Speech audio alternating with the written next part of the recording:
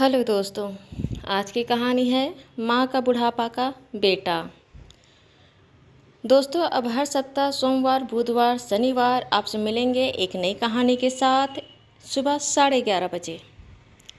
Hall से हंसी ठहाके की आवाज़ आ रही थी। सूरज जी और रोशनी जी के कुछ पारिवारिक दोस्त और सूरज जी के ऑफिस के कुछ दोस्त घर आए। सब दोस्त, सब परिवार, पत्नी, बच्चों के साथ घर आए थे। कुल लगभग 20 लोग होंगे।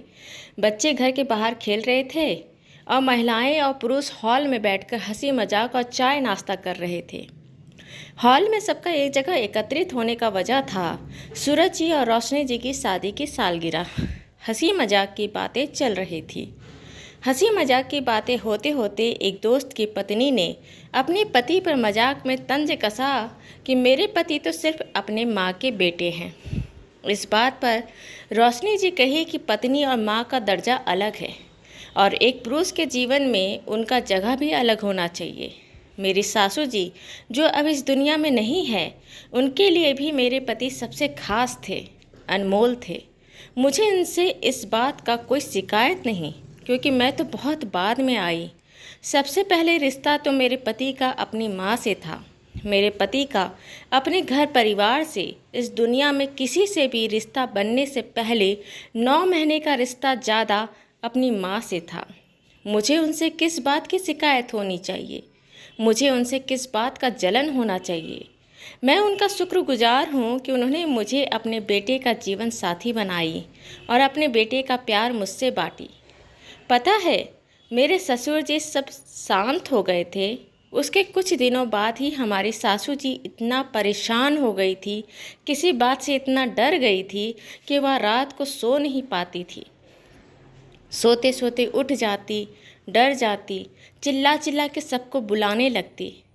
जब 2-4 दिन यही हाल रहा तो उन्होंने मेरे पति सूरज जी को कहा कि बेटा, मुझे रात को बहुत डर लगता है, मुझे अकेले रात को सोते नहीं बनता। तब सूरज जी अपनी माँ के साथ रात में उनके कमरे में उनके बिस्तर के बगल में नीचे ज़मीन पर एक बिस्तर लगाकर सोते। और यह 1-2 महीना या 1-2 साल की बात नहीं हुई, यह पूरे 8 साल चला।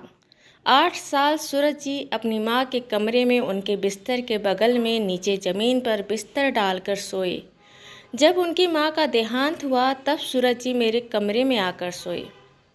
हॉल में बैठे सब लोग, मर्द महिलाएं, हैरान होकर रोशनी जी की बात सुन रहे थे। उनके लिए विश्वास करना मुश्किल हो रहा था कि सूरज जी 8 साल अपनी माँ के कमरे में रात में सोए, अपनी पत्नी के कमरे में नहीं सोए। सब मुंह खोल के आंखों की टकटकी लगाकर रोशनी जी को देख रहे थे और हैरानी से सोच रहे थे कि यह कैसे हो सकता है।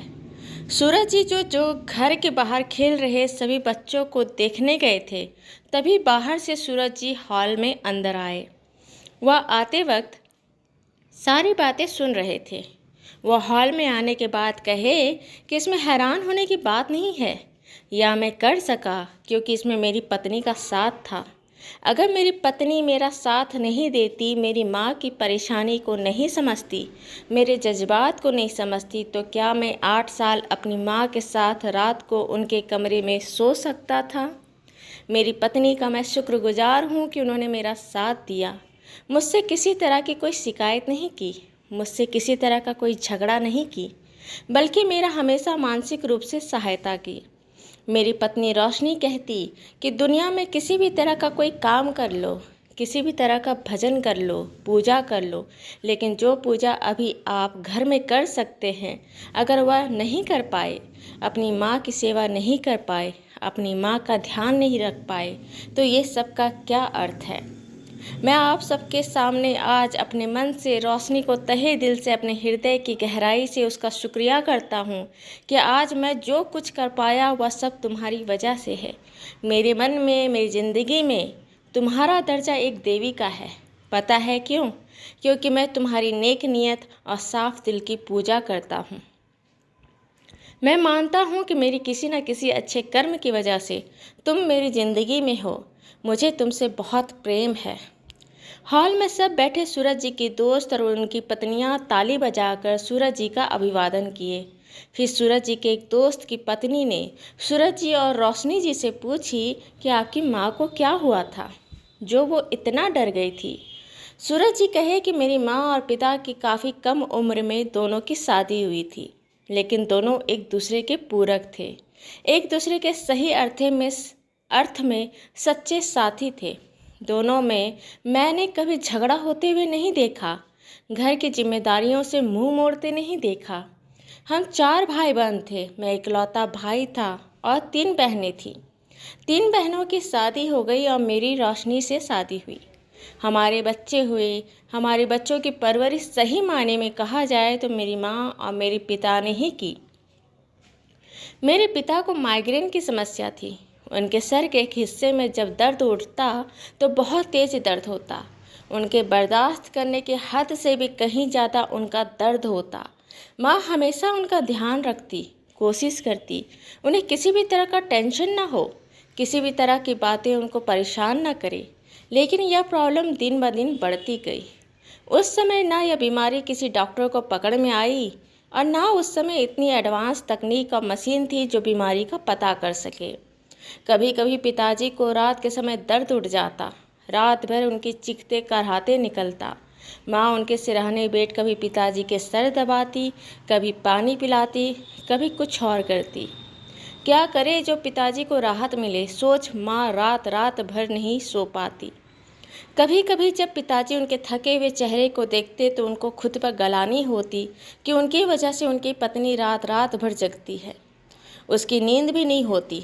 एक दिन पिताजी को रात में जब दर्द उठा तो उन्होंने माँ को नहीं जगाया और अपनी सारी दर्द को बहुत सहन कर सहते रहे। उस दिन पिताजी की मृत्यु हो गई। वह दर्द उनकी जान ले लिया। जब सुबह माँ उठी तो पिताजी का निष्प्राण शरीर सामने था। आसपास फैले हुए सामानों को देखकर और उनके नाखूनों से खींची हुई लकीरों को सामानों में देखकर उन्हें अंदाज़ा हो गया कि पिताजी को रात में दर्द का दौरा उठा था और उन्होंने माँ को नहीं जगाया। माँ को उनके जाने का इतना गम हुआ, इतना गलानी हुई कि उनके रहते उनके पति इतने दर्द से गुजरे और वह सोती रही।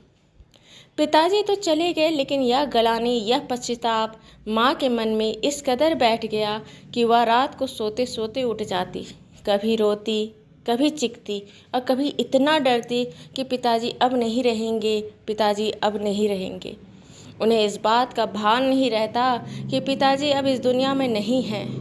जब यह 4-5 दिन तक चला और माँ ने अपना डर मुझे बताया, तब मैं माँ के साथ उनके कमरे में उनके बिस्तर के नीचे ज़मीन पर गत्ता डालकर सोने का फैसला किया। जब यह बात मैंने अपनी पत्नी रोशनी को बताई तो रोशनी कही कि नहीं, आप पहले माँ को देखिए, उनका ध्यान रखिए और मुझसे और कुछ करते बनता है तो आप बेहिचक मुझे बताइएगा। और यकीन मानिए, मैं 8 साल अपनी माँ के कमरे में उनके साथ सोया, लेकिन रोशनी ने एक दिन भी मुझसे शिकायत नहीं की कि मैं आपके बिना रात को अकेले सोती हूँ, मुझे अच्छा नहीं लगता, या फिर आप अपनी माँ के साथ क्यों सोते हो, अपनी माँ के कमरे में क्यों रहते हो, मेरे कमरे में क्यों नहीं आते। मैंने जो कुछ किया अपनी माँ के लिए किया, वह मेरी माँ थी। लेकिन रोशनी ने जो कुछ किया वह अपने फ़र्ज के लिए की, अपने पति के लिए की। वही सही मायने में मेरी अर्धांगिनी है। सूरज जी और रोशनी जी के जितने दोस्त और उनकी पत्नियां आई थी, सब ने एक बार फिर से सारी कहानी सुनने के बाद सूरज और रोशनी जी के लिए ताली बजाकर अभिवादन किया और कहा कि आप जैसे पति पत्नी का जोड़ा स्वर्ग में बनता है। दोस्तों, आपको मेरी कहानी अच्छी लगी हो तो इसे लाइक करें, शेयर करें, सब्सक्राइब करें और मिलते हैं एक नई कहानी के साथ एक छोटे से ब्रेक के बाद। धन्यवाद।